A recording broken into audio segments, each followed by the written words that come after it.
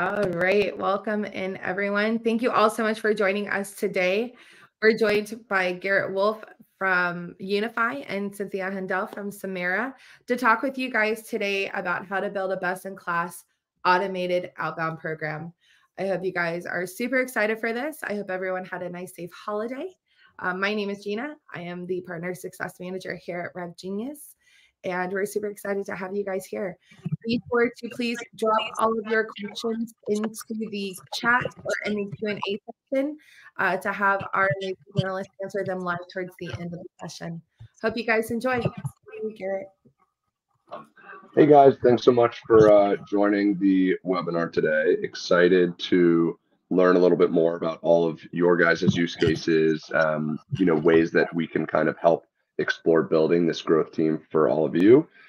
Please, as Gina said, please we'll echo, just like drop your questions or comments down below. Myself and Cynthia will do the best to answer them, and let's have a super productive conversation. I guess to start, I can give a little bit of background on myself, and then Cynthia, we can toss it over to you. But my name is Garrett Wolf. I'm from Westchester County, went to Duke University, did a few years in investment banking at Morgan Stanley in the tech group, did a year and a half in venture capital at a small firm called TZP Group doing Series A software investing. And then I joined Unify as our ninth hire, the first business hire, back in April of 2024. So we've just crossed 8 months. It's been quite a crazy ride, and I'm doing everything business operations and really predominantly growth. And for us, that means using the product Unify to actually book meetings for us on autopilot. And we'll kind of pause there, but Cynthia, we'll pass it over to you. Thank you for the intro. So for those of you who don't know me, my name is Cynthia. I am the CMO at Samara. I started at Samara as their senior director of sales, then moved on to a global head of sales role, and now I'm in a mix of demand gen and marketing.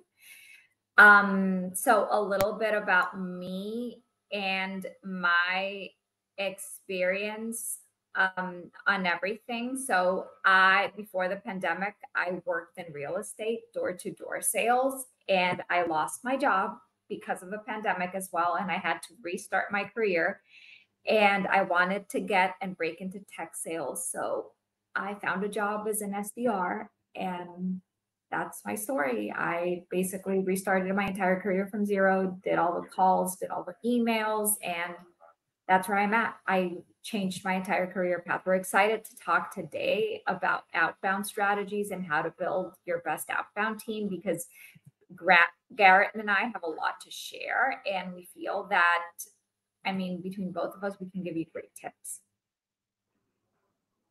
Totally. And I guess to start off, we'll give a super quick overview of Unify and kind of where we fit into the stack for some of the attendees that might not be familiar with the platform. And then we can kind of dive deeper into how to build a program, the hires you need to make, what's changing in the landscape, and more some of the stuff that is really interesting and really incredible in your background, Cynthia. But to give very quick overview, a lot of people are probably familiar with tools like Apollo and Outreach and ZoomInfo, the cold outbound side of the world. Email has always been a channel that people have pushed on in terms of selling their products since email was probably created. And so, as we've seen over the last few years, inboxes have become more and more crowded. The ability to use email has been more and more accessible to sellers that are trying to sell their products and services. And so, as we've all seen, our inboxes have become extremely crowded. Now, 2-3 years ago, I think a lot of players have shown up in this space, all doing incredible things and attacking this kind of attack surface of email in different ways. But the way that Unify looks at it is, and I guess the broader warm outbound category, is that fundamentally you need to, in order to stand out in the inbox, you need to reach out to the right people at the right time with the right messaging. And the way we've seen the competitive landscape develop over the last 3-4 years, there's been a lot of players that are doing individual singular parts of this kind of go-to-market stack. They're collecting intent signals. they're sending emails, they're managing deliverability, maybe they're creating workflows. And in order to really build an outbound platform that scales and is kind of a one-to-many outcomes type solution, you need to use a lot of these tools. And the way that Austin Hughes, our CEO and co-founder, and Connor Heggie, our CTO, both with some really incredible backgrounds, have explored the space is like, rather than teams that are building a outbound system that strings together 5+ tools, pun intended, Unify aims to kind of consolidate this workflow into one operating system to conduct all of your, email, LinkedIn, and general like outreach in a warm fashion. So the way that we see the world is that teams don't want to create tech debt by stringing together 5+ tools on the intent aggregation side, all the way to the workflow building and lead scoring, and then emailing, managed deliverability, and dashboarding. Everything from list building all the way to emailing, managed deliverability, and dashboarding is all baked into the product. So you can do this in one place and make it as easy as possible for you to create automated outbound as a channel and see returns from that in a way that you will really appreciate. So that's kind of the broader context for the platform. To the extent, I guess like quick hit on from on Andrea in the chat. We'll certainly keep more of the questions to the end, but there are a number of awesome players in the space in a bunch of different areas. There's like the broader AI SDR category, which we should like touch upon. There's a lot of like workflow and like warm outbound players like Clay, Koala, Warmly, Common Room. Touching on a lot of players that we go head to head with in certain areas. And everyone has a really interesting angle on why they think they're differentiated. And I think where Unify really stands out is we're that like one true end-to-end tool where others are helping with one of the few categories that are important to, optimize in a way. So having touched on that, Cynthia, like given you have seen like such incredible companies over the extent of your career, from Apollo to Instantly to a handful of others, like could you give us like your take on the current state of the like B2B sales landscape or growth landscape? And I'll certainly chime in when relevant, but would love to hear kind of what you think the landscape looks like today. I definitely think it's the best time to be an SDR because of all of these tools. That's what makes it so exciting. Like people don't realize that how hard tech sales were. Like when I got into back in 2020, yes, outreach did exist. It didn't have as many features as it has today. It was basically outreach, Salesforce, Apollo, which did not have a sequencing tool back then, and probably just ZoomInfo pulling data. Basically, emails were sent manually. Outreach was the tool back then where you could manually create email sequences. Prospecting was done manually. Like there was no way that you could just like build lists with AI like today. And there's so many tools. So I just feel that it's never a best time to be an SDR as of right now. And because the space is evolving so quickly, basically what would take a rep 3 to 4 hours to prospect and scrape Google leads, now they can just use tools like Scrape.io that can even scrape Google Maps and just provide them a list of leads in like less than 5 minutes. They can add that list with Clay, as you mentioned, using multiple providers like Unify, Apollo, and others, and just basically, get all of the information, emails, numbers, lists in seconds. So basically productivity, allowing people to have a better work-life balance and just being more productive, meaning that you can probably reach out to more people in less time and just figure out what works faster. Sometimes finding product market fit would probably take years just because reps are doing 100 manual calls. The rise of the power dialers, there's a ton of power dialers out there, where back in 2020, there wasn't a dialer where reps could go into Salesforce like Nooks, that you can have all of the reps calling in one space and doing live coaching. And so it's never a better time to be an SDR because of all of the tools, coaching resources, sequencing tools, email, data enrichment tools. Like I've lost track, I think, of how many new tools come out every single day, and just go to market tools that also help companies get reports on their rep stats. It's the space is cluttered, but again, knowledge is power, right? So right now is the era of information opportunity. And if you're an SDR and you're breaking into the industry, or you're a sales leader that you're looking to build a team, it's actually the best time to do it because of all of the resources that you're going to have right now that you wouldn't have had 5 years ago. Yeah. And it certainly, I feel like users are empowered to explore a lot of these tools in a way that's going to make them most efficient. I'm always curious, like from the buyer perspective, and not maybe from my perspective, seeing, people that are interested in and are in buying cycles with us and then are considering like alternatives, just like how easy it is to like explore all the different tools and dive deeper under the surface, to like get an understanding of how tools really differentiate from each other. But yeah, I think it's a really fascinating time. And even for me, like with a past in venture capital, like it was really important for me to do like sourcing, which literally was like a glorified word for cold emailing or warm emailing founders to get in front of them and offer them, the opportunity to partner in a fundraising capacity. And I would have loved to have a tool like Unify that's kind of like end to end, or, any of these tools I think are really fascinating. And a lot of VCs take pride in like handwriting their own emails. But to the extent, like whether it's in venture capital or broader B2B software, the biggest part of the space is finding the right people that you want to reach out to and getting in touch with them right when it's the most timely. Because if you miss that opportunity to slot when someone's in that buying window, you're really passing up on a lot of the best chance of really getting in front of them. And so I guess when you think about, I think there's a ton of tools that are really fascinating today. Like there's certainly so much innovation. I feel like every day I go in and like update who we're competing with in our Salesforce instance. They're obviously like, I don't think anyone has been uh, as broad in terms of like the amount of width they're trying to have like competitively, where we're really trying to be this like all-in-one OS for outbound teams. But we see people like popping up in small areas. I think certainly it makes like it is probably creating a more difficult environment in a way for buyers to like understand those and distill those differences between the products and services that exist.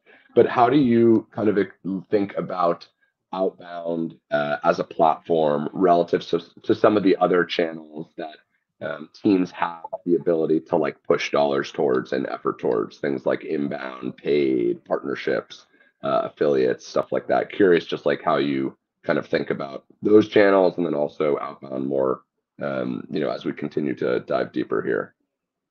So obviously, outbound is a completely different wheelhouse from inbound. Reps that get inbound leads, if you're listening to this and you have inbound leads, it's a luxury.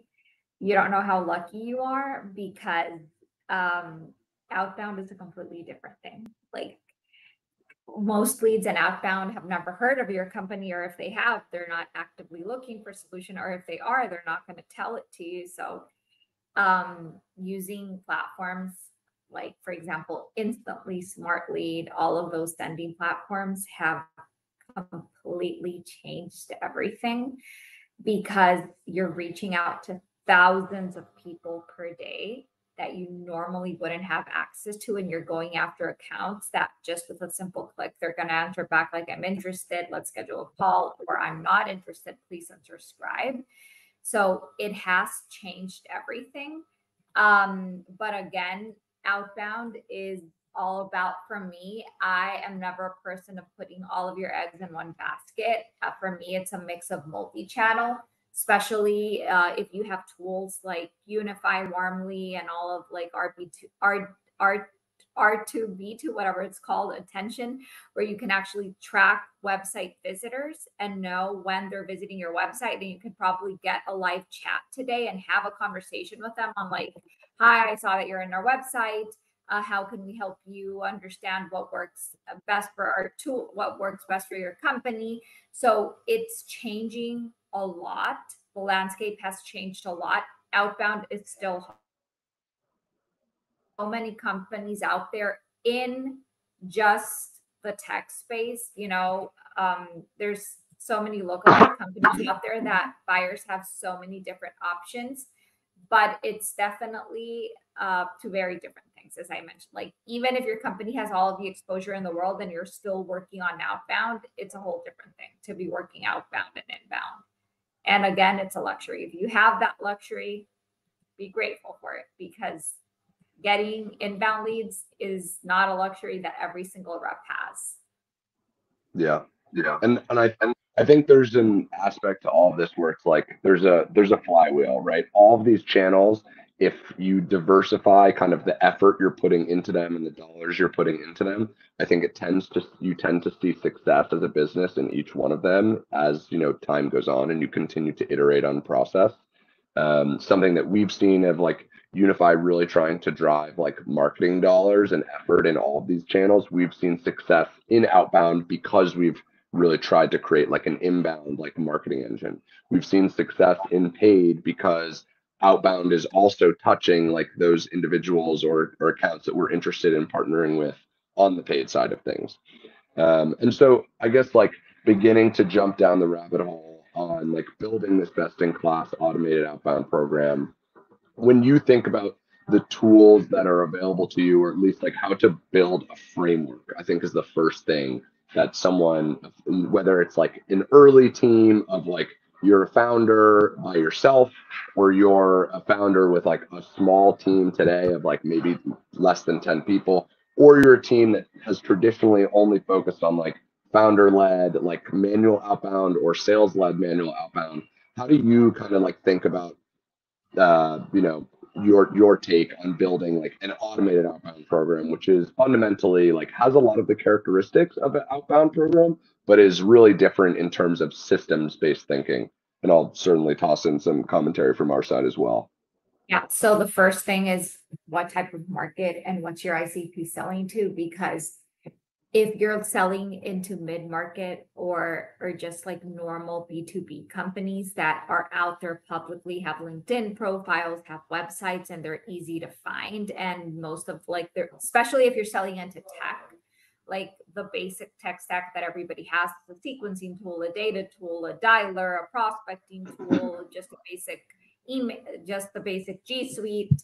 So it's easier if you're just doing sales in tech or in the B2B mid-market space or software space where you're selling to VPs of sales, CTOs, where their information is out there publicly.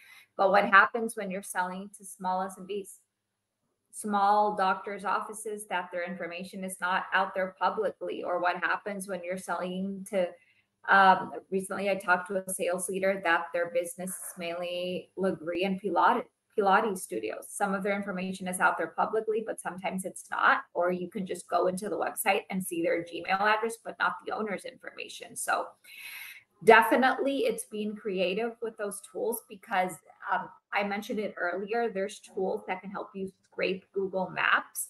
So just jumping into buying a data provider is not like the best solution when you're doing very small SMBs, because their information won't be out there publicly, especially if you're selling to small clinics, as I mentioned, or if you're selling to gyms that have less than 10 or 50 employees.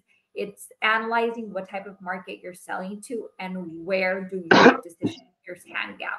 And that's where we get into the conversation of dark social. There's a lot of companies out there that are using Instagram and Reddit and Facebook to find leads. And you would be surprised at how many Facebook groups and Reddit groups are out there where you can actually find leads for small SMBs or companies that sell into small SMBs.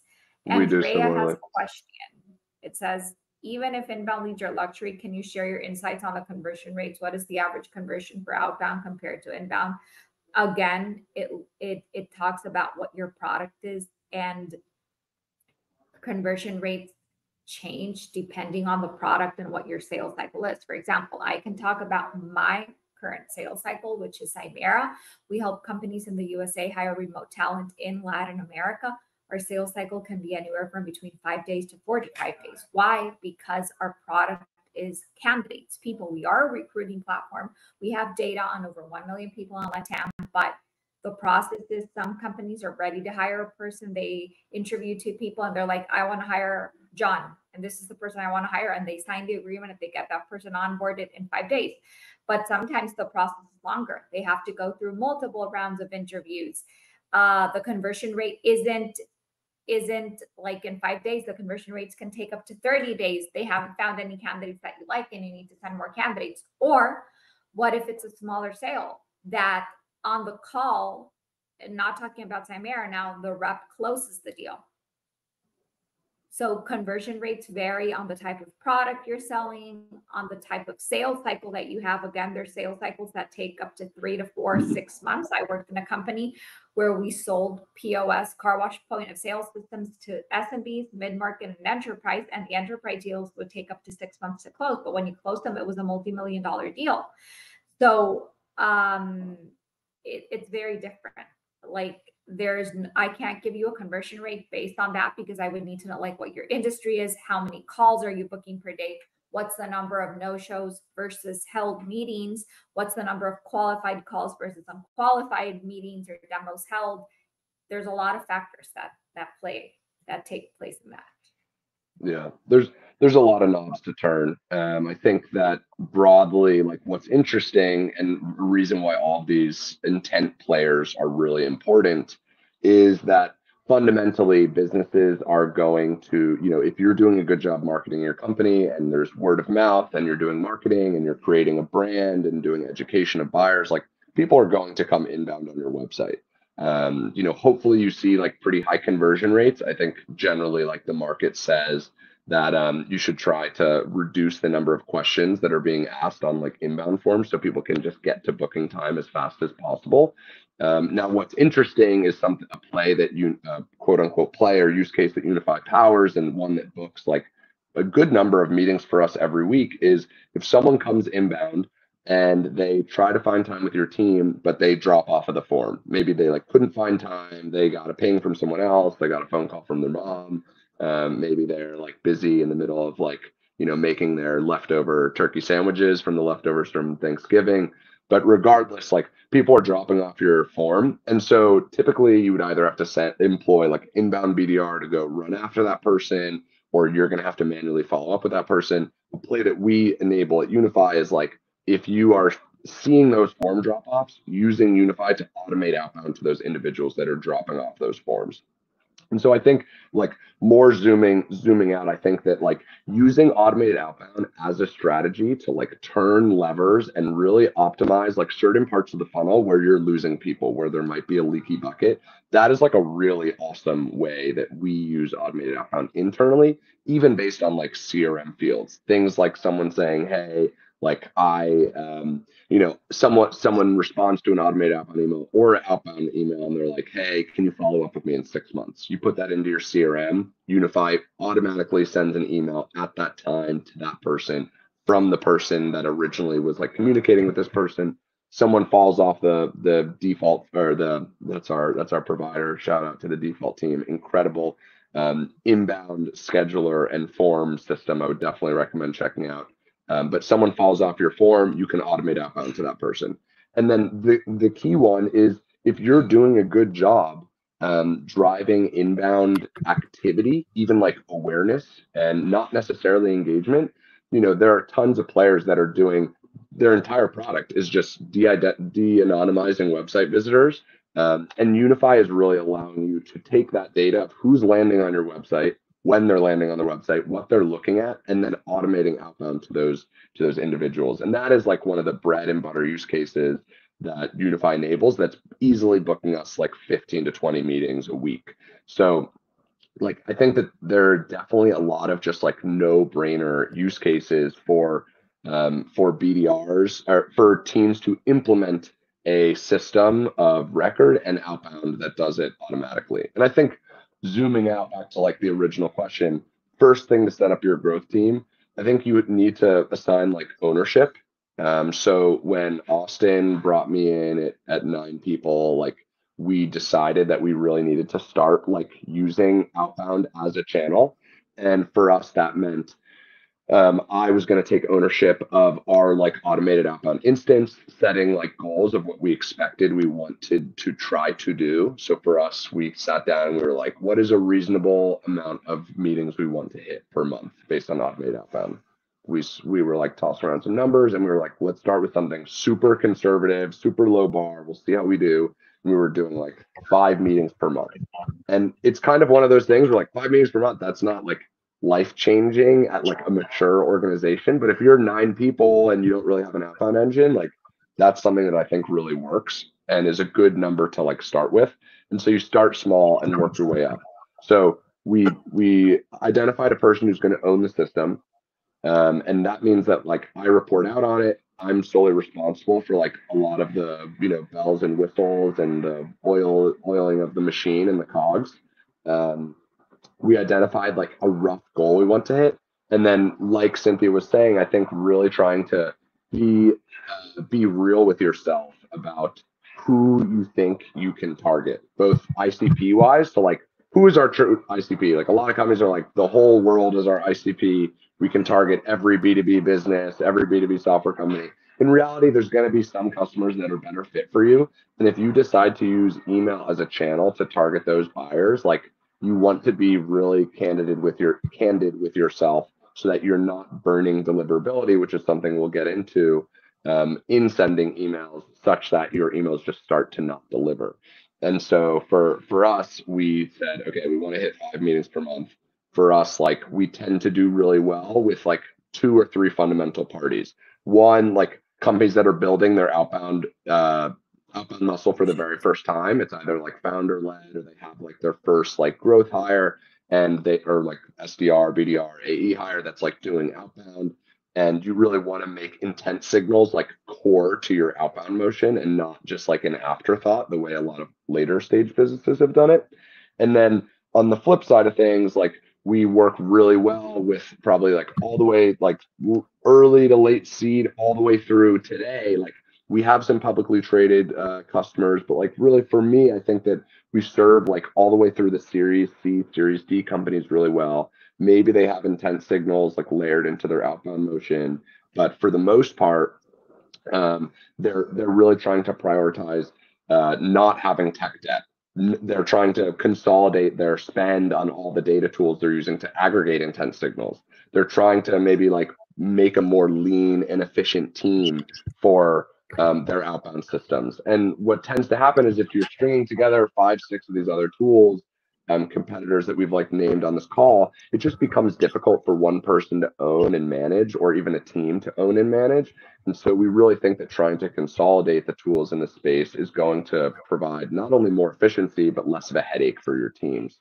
And especially when one person at these larger organizations doesn't feel ownership of like these systems, it's hard to ask them to use 5+ tools. So for us, that's kind of the way that we have explored setting kind of like the initial framework here. So said a lot there, but I think ultimately you want to set your goal. You want to, create some type of ownership. You want to identify your ICP in terms of companies. Obviously, sector is like a big part of that, not just like size. There's a part of this of like, well, what type of companies within the sector? And so these are things that you need to like begin to really work in depth. Are you selling to are you selling to companies that have like a lot of implementation needs? Are you selling to companies that have like a lean go-to-market org? So things for you to think about. And then the last piece for teams to really explore is like, how do you find the person that's going to buy? And for us, that means identifying what we call at Unify personas, but identifying buyer personas that make sense for your business. The good thing for the go-to-market world is like there's a lot of use cases for Unify across organizations, whether it's like growth teams, growth marketing teams, sales teams, biz dev teams, rev ops teams, pretty much every color of the rainbow. Like if you sit in a go-to-market or go-to-market adjacent role, Unify tends to be a really good fit. We can talk through some of those use cases if people are curious, but so long as you are receiving intent data from anyone on the internet and want to automate outbound to those teams and structure it in a way that your team can report out on and show ROI, Unify can be a good fit. And so for us, like we literally sat down and identified every permutation and flavor of the various titles that matter to us across each org. So we split it out by org of like, what are the titles in RevOps that can buy? What are the titles in sales, sales development, sales ops, growth, strategic sourcing, like whatever you want to sell to. And we're saying, okay, it's going to be the director, it's going to be the VP, it's going to be the head, it's going to be the C-suite. And then maybe at certain size companies, you only want certain titles. And at other size companies, you want other titles. So all important things to begin to think about as you're building the framework for how you should conduct your automated outbound channel, development. I think that's probably like the best place to start.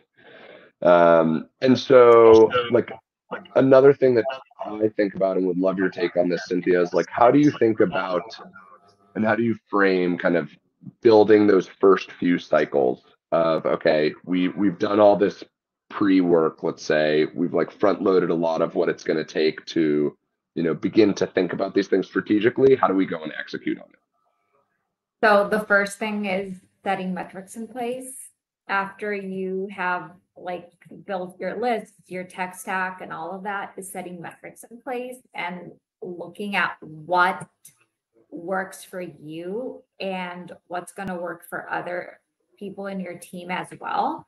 So it's, if you're doing outbound, are you going to be calling your leads? How many calls are you going to be doing per day? How many emails are you going to be sending from whatever email sequencing tool you're using? What other ways can you connect with your ICP that are not necessarily LinkedIn or LinkedIn? If your leads live on LinkedIn, obviously you want to use LinkedIn as a channel as well. But what happens if your leads don't live on LinkedIn? Finding other places where you can find your leads to start the outreach process. I think setting expectations and setting metrics since day one is super important, because this sets the baseline on what success is going to look like after the first 90 days. And also knowing what the baseline is, like how many meetings or demos are expected per month, per week. What is the activity reps need to do? How is this activity going to be tracked? And coaching the reps as well. Like, is everybody doing the X number of calls that they're supposed to be doing? Why is one rep being more successful than the other? And something else that I didn't think about is that I didn't mention is, obviously, if your product has product market fit, and you said you were talking about the ICP earlier, about everybody saying that everybody out there in the world is my ICP. Not everybody out there is, because you want to mimic your best customers, which is eventually going to help you decide on who is actively looking for a fit, just because you're going to be able to show these customers use cases on how similar competitors or other companies in their space used your solution to be successful. So adding that into place, it's just defining what success looks like. And sometimes, unfortunately, founders have a very unreal expectation set, that I want my rep to book 20 demos per month. They've never booked a meeting in their life. They have no idea what it's going to look like. So it's defining what success looks like and what you want it to be. And it's ramping up the reps. Like, building an outbound motion is easy when you define the tools, but the coaching side that needs to be attached to it is a lot of what companies don't do. Like, if you're not training people on your product, on the nuances of your product and all of the use cases that they're going to find, just leaving it to a rep to figure it out is not going to work. Like, you need to train people. You need to have a good coaching program, because yes, you can set expectations. You can set what success looks like, but what if you're not training them? What if they don't understand the product? What if they are an SDR that has been successful in the past, but they really don't understand your product? You need to provide product training. You need to teach them what works, what doesn't work, so that they can be successful. Yep. Couldn't agree more. And I think like two things here. One, you need to make, like, this is why we assign ownership to these things, so people feel accountable and feel like they need to perform. Two, you identify like the goals that you're setting so that people have that accountability of something they're like shooting for. And three, like teaching, you need to be able to iterate on these things, solicit feedback, kind of like work as both the owner of the project in building this building this muscle, but also collecting feedback from other people to really like make sure everyone's on the same page about the best way to go forward with this. And part of that is learning, part of that is teaching. We've hired a bunch of people on like the BDR front, to help us do like more traditional BDR at Unify that are like not touching the accounts that automated outbound is touching today. And so for us, it's been like I've been learning things from traditional BDR work that like works well in automated outbound. I've also been able to share a lot of interesting things about like timing and copy and reference to our BDRs that they're now leveraging now. And so to create a really good environment to achieve your goals, you need to have one where people feel accountable and they also are learning and feel like they can have reference and resources to help them succeed. And I think like also on building this from 0 to 1, like yes, identifying the goal, doing all the things we talked about as like pre-work are super important.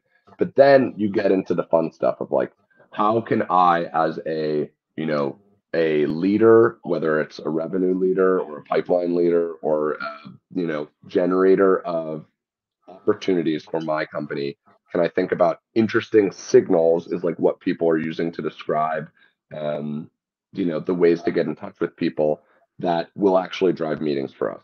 And I have a bunch, but I'm curious, like Cynthia, what you think. And we've touched on a few on this call, like website visitors and maybe like form fill drop-offs and follow-up date type signals. But like what ones have you found really interesting? And then we can talk about like the ones that we use here at Unify and also empower our users to get a lot of success from. So definitely signals with website visitors is a big one because we didn't have that information like 5 years ago, knowing who's actively visit. Well, we did Drift, but it wasn't as developed as it is today. And it's crazy still how few businesses leverage the website visitor signal, even though that is, in a sense, like one of the most important signals there is. Your prospect is live on your website checking out your solution. Like what a better way to like actually reach out and engage and have a conversation on, do you want to book a meeting or do you want to learn more about our product? Email is one of the most interesting ones that I can say, just because it is one of the fastest ways to reach out to more people in less time. Like we didn't have that a long time ago. Like emails were manual or outreach.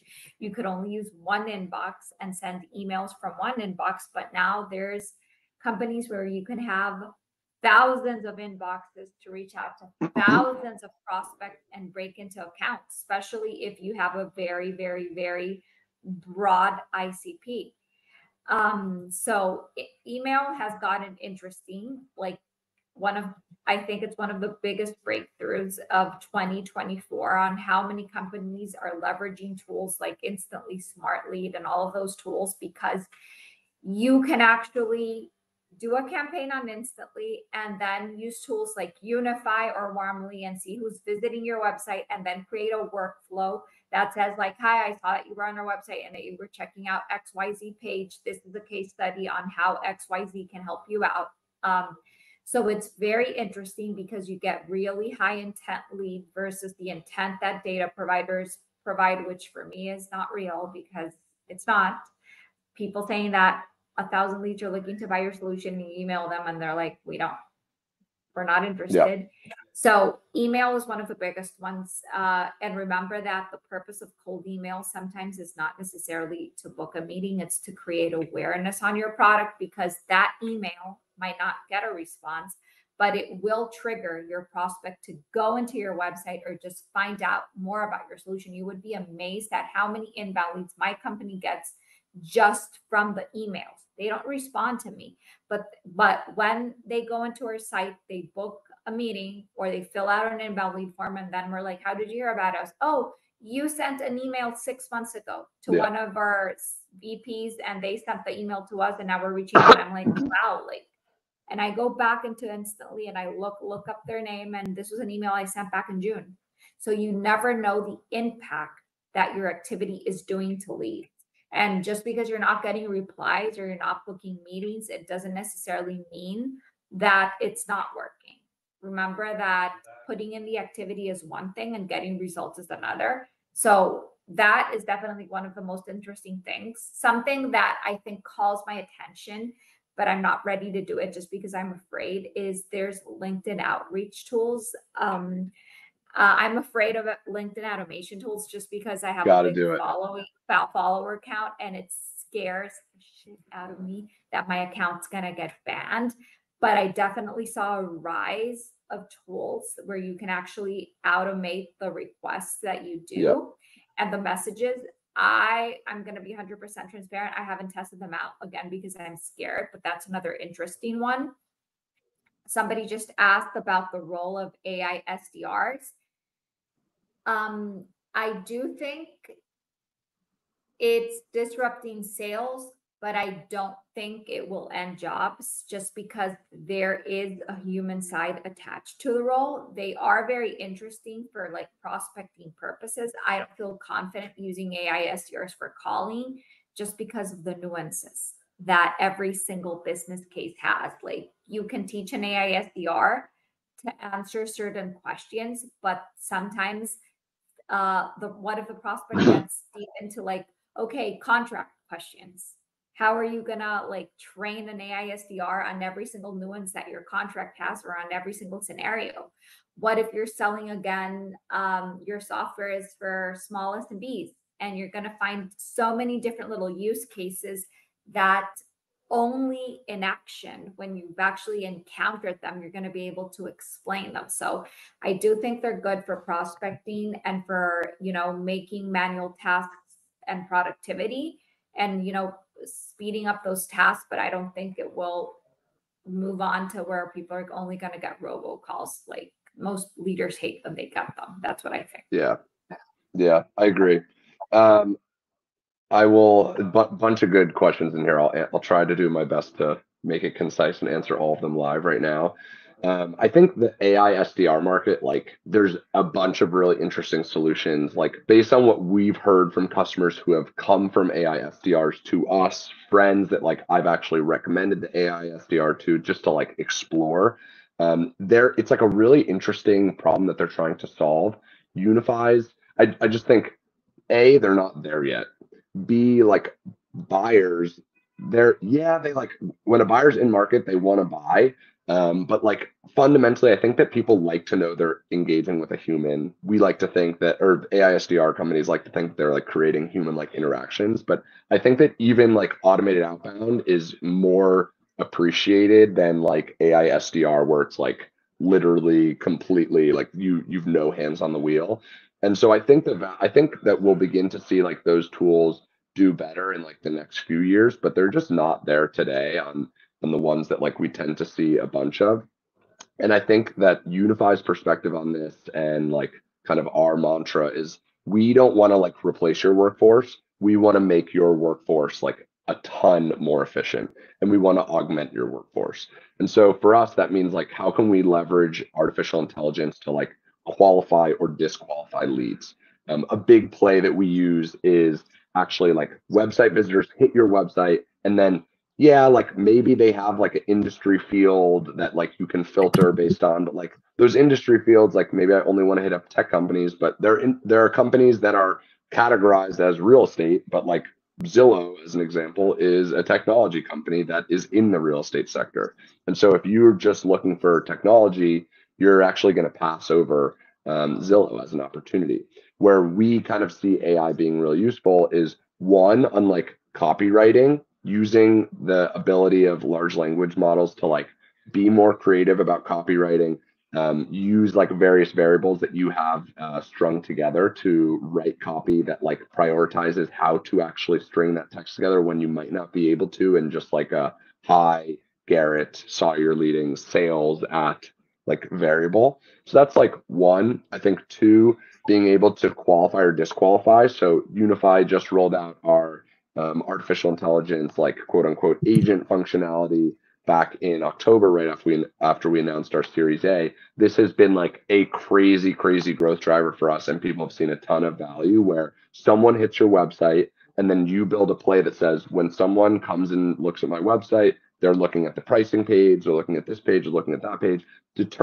Go and send an AI agent to their website, determine if they're a B2B company, determine if they're like technology or technology adjacent, and determine if they're based in the United States, they have this type of buying profile.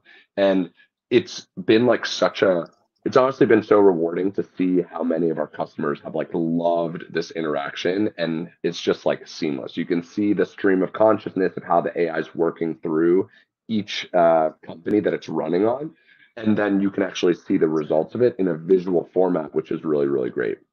So that's like a pretty cool play. I'm definitely going to touch this question on LinkedIn automation. There's a bunch of other plays we work through today. Website visitors, people who are joining new companies, or like what we call new hires or promotions, like that is a huge signal. People who have started a new role, they tend to be in a really great place within the first like 30 to 90 days of their job to really explore procuring new tools. And so that's a really great signal. And so Unify, we surface to your teams automatically when someone has started a new role, because we have all of this data on the back end. We then allow you to automatically reach out to that person, and your BDRs, like, we of course can notify them that this is going on, but it happens completely on autopilot. And so for us, this is booking a number of meetings every week of people that are starting it, all the way from really big name companies all the way down to smaller ones that we've pulled data on. There's champion tracking. This is, I sell to my friend who's at one company, and then he really loves the product. We recognize him as a champion. And then when he switches jobs, we basically can reach out to him again. That's like a really popular one.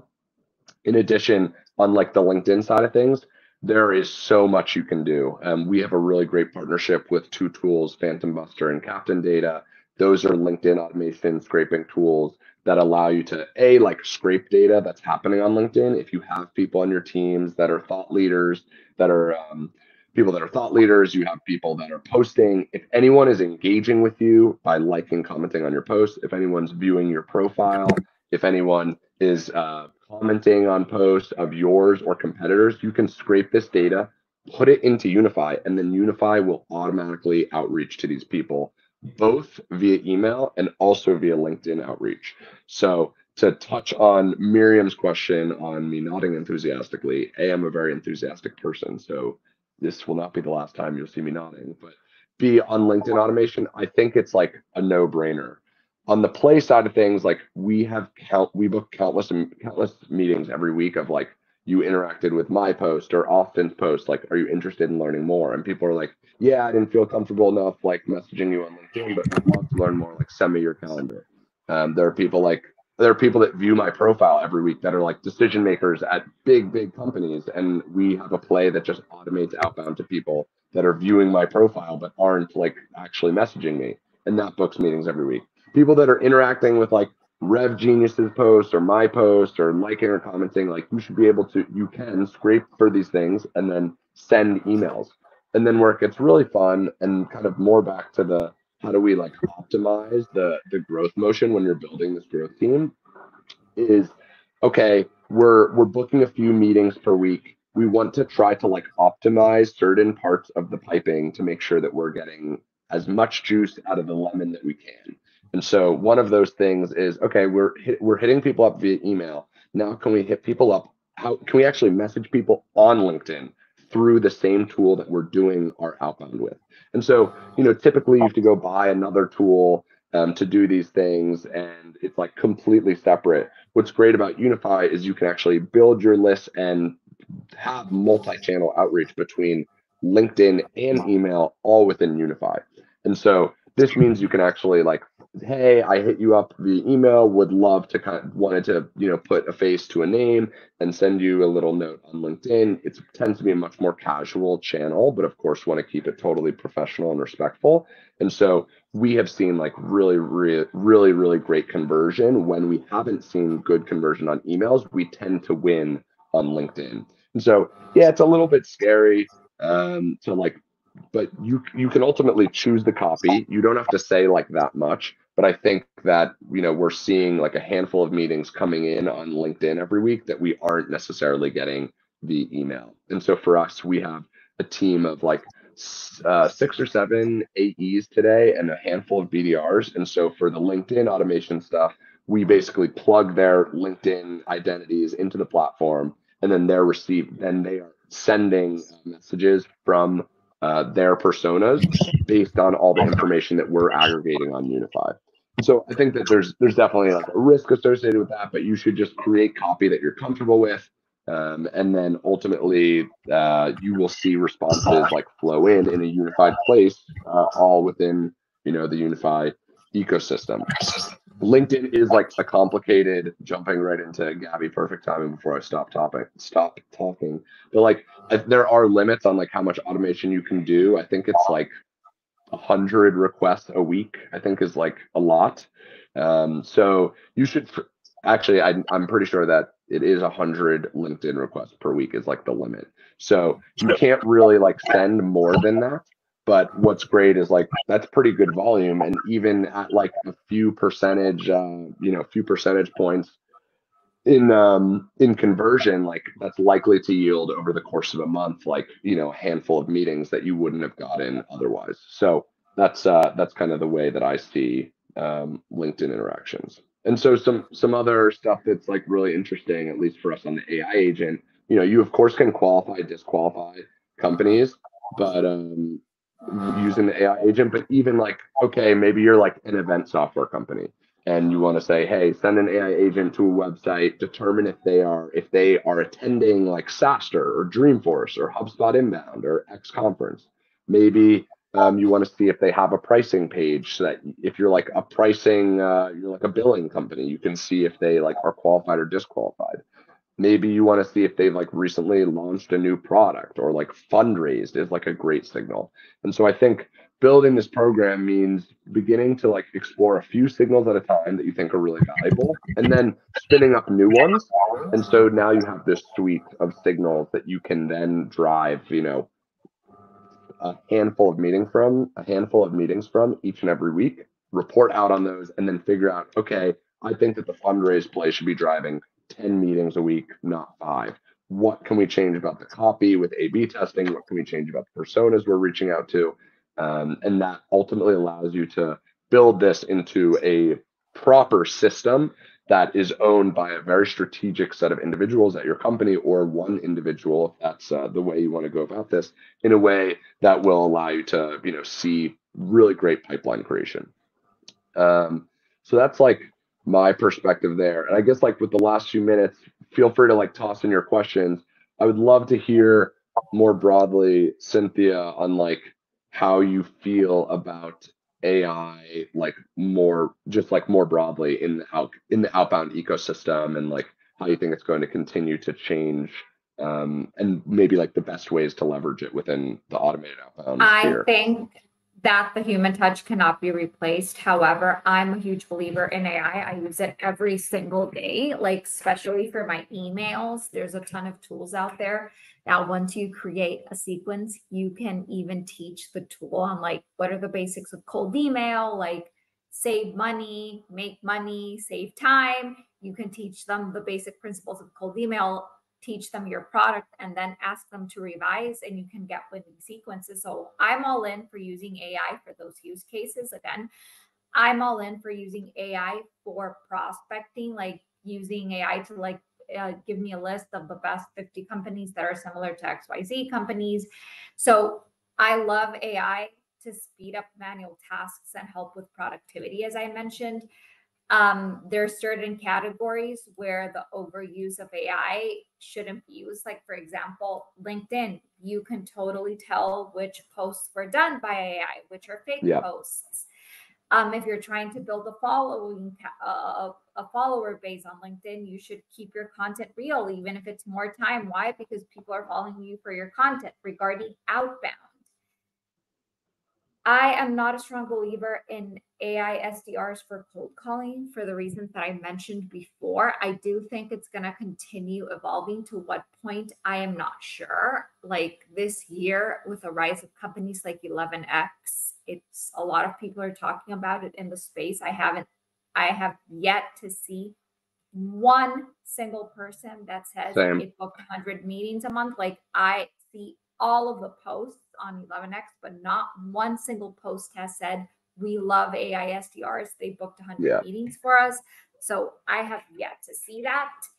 I do think leveraging them for what you mentioned, having them go to another website and do do the live prospecting and all of those things, it's going to be amazing. But again, I have yet to see one single company tell me how replacing people with AI SDRs changed their entire go-to-market strategy. So let's see what happens. It's been a year since the AI SDRs came out, and nobody has publicly spoken on how it helped them book more meetings. So let's see what happens. Yeah, it really is interesting. Like I've seen so many posts on LinkedIn of like, can one leader at a Series B company or above, like, please speak up. I think that there's definitely no one has. They're really incredible businesses, and I think there's some awesome people trying to solve those problems. But I think if you're a revenue go-to-market leader that's trying to really like beef up your pipeline, you need to wait for there to be more proof points on this stuff. And so I think that's what a lot of the market's waiting for. But yeah, they're not I think cheap that anyways. The AI SDRs are not cheap. So for the cost that you can probably get an AI SDR, you can probably get 2 or 3 BDRs in LATAM, train them. And it's also always going to be a cost-effective solution. They're charging it to some extent like more laughable. They're charging what we charge in a year for like 1 month or less. So it's definitely like a different game. I think there's going to be certain use cases, as we'll see, like as this market matures, where AI SDRs will be like a better use case. But I think the like TLDR is, you're building an outbound engine or an automated outbound engine, like, really you want to maximize your ROI on time spent, and you want to make it as easy for the owners of these tools to optimize their outbound systems. You want one or very few tools that's going to make it easy for your team to have visibility into what's happening. You need to find the right people with the right contact data. There's like a billion data vendors, and it's kind of like difficult to manage. And we want to Unify wants to make it as easy for you to find people that are showing intent, find the actual people at those accounts that you want to reach out to, enrich them with the right contact data, and send them emails, LinkedIn's, and then ultimately report out on that stuff so that you can see the effects of your outreach really, really thoroughly in a way that's comprehensive enough for the team to understand. And we believe fundamentally that like a lot of this workflow needs to be abstracted out of like the SDR, AE, BDR growth like workflow, such that you're really just getting a really slick UX and a beautiful experience that allow you to book more meetings on autopilot. So that's like the last pitch I'll have for the platform. But if anyone has any other questions, feel free to toss them below. Otherwise, feel free to toss me a LinkedIn request or find some time with the team. Happy to chat like other topics with all of you on warm outbound and automating outbound.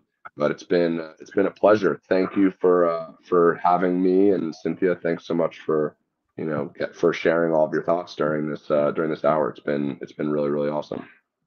Thank you so much, guys. It was a pleasure. Have a great day. Take care, everyone.